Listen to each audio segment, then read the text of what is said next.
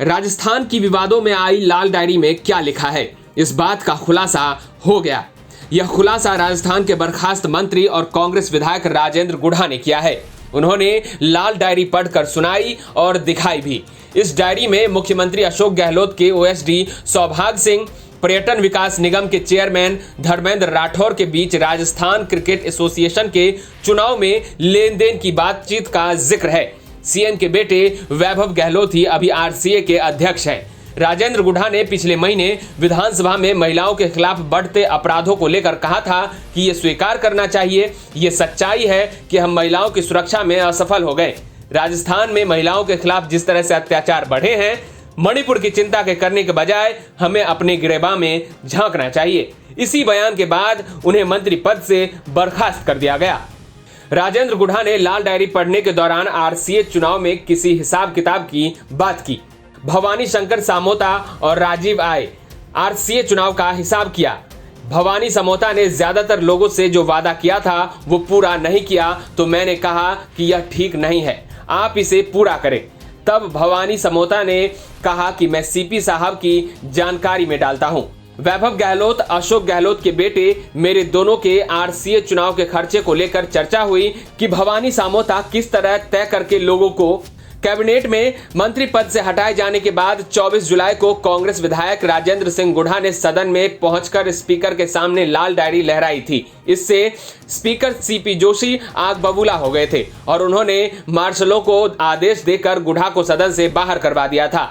इसके बाद मीडिया से बात करते हुए गुढ़ा ने कहा था, मैं उस डायरी के माध्यम से बताना चाह रहा हूं कि किस तरीके से कांग्रेस के नेताओं के ऊपर फिल्में बन रही है।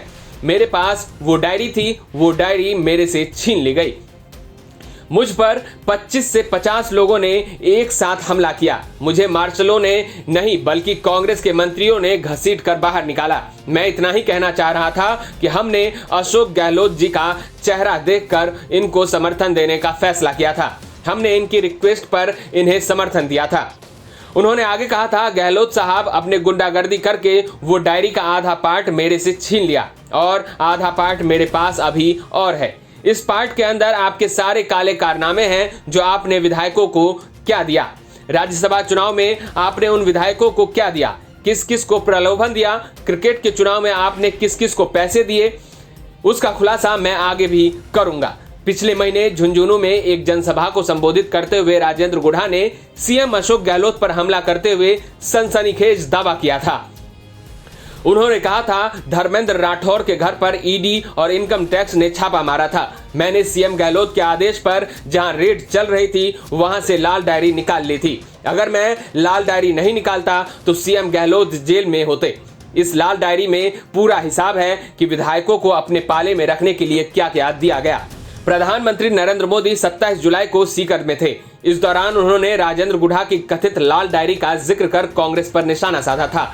उन्होंने कहा था कि कांग्रेस ने सरकार चलाने के नाम पर लूट की दुकान चलाई है। लूट की इस दुकान का सबसे ताजा उदाहरण राजस्थान की लाल डायरी है। लाल डायरी में कांग्रेस सरकार के काले कारनामे बंद है। लोग कहते हैं कि अगर इसके पन्ने खुलेंगे तो कांग्रेस का सरकार का डिब्बा गुल हो जाएगा।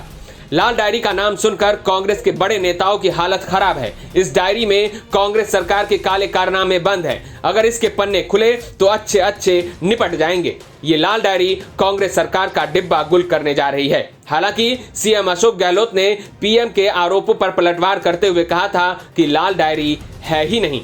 लाल डायरी की बात कपोल कल्पित है। बीजेपी को आने वाले समय में लाल झंडी दिखा दी जाएगी।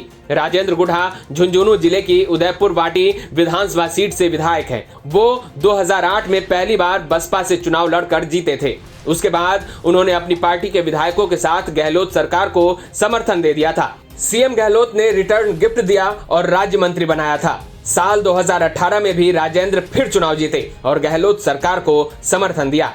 एक साल बाद ही सितंबर 2019 में गुढ़ा समेत बसपा के 6 विधायक कांग्रेस में शामिल हो गए।